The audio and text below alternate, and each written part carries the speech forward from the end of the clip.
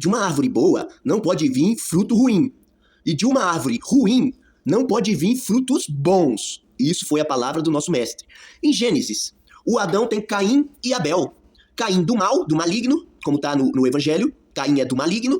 E o Abel, segundo ali a referência, seria o justo, o bom.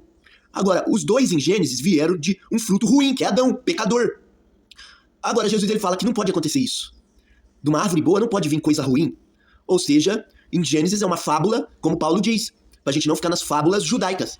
O próprio Adão é ruim, a Eva é ruim, o Caim é ruim, entendeu? Mas eles colocam lá o justo Abel, né?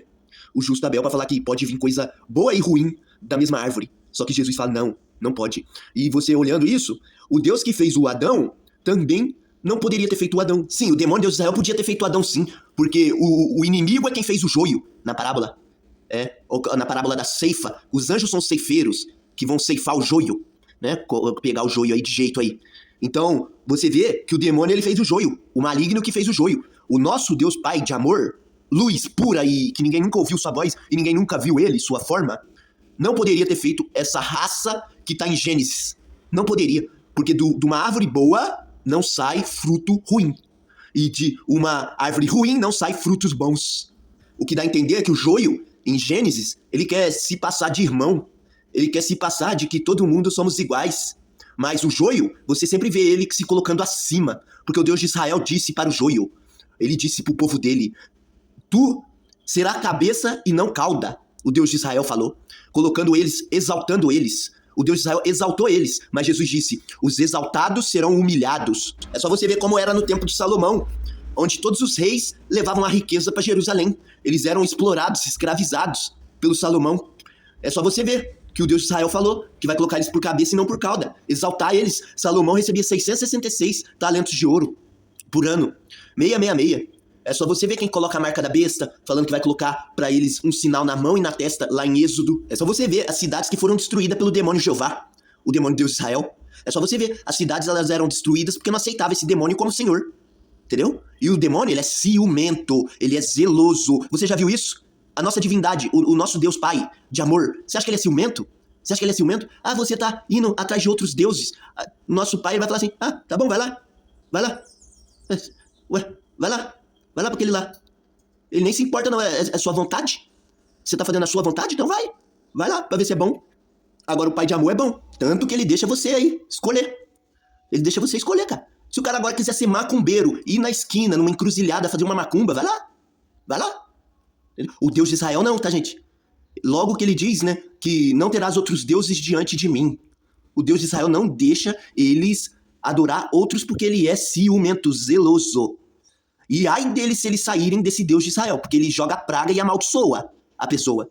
Bota hemorroida, tem um versículo lá que ele bota hemorroida e manda o cara fazer uma imagem da vossa hemorroida. Você pegar ali pra ler o livro de Mateus, tá escrito lá que não é pra... O Jesus ele fala do pão com fermento.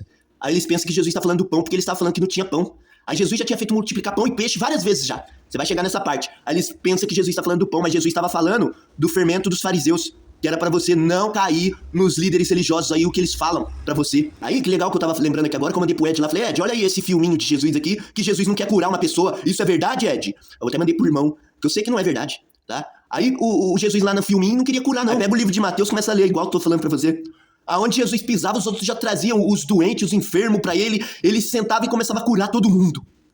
Esse cara curou até cansar, até quase desfalecer, de tanto que ele curava as pessoas. Ué, tem um demônio aí, o Deus de Israel, que ele adoece você. Ele te joga pragas, é só você ver o filho dele, Jó, se coçando com telha e todo fudido, porque esse demônio tava amaldiçoando ele. É só você ver, tem um que amaldiçoa, te joga pragas e doenças, e tem outro que te cura.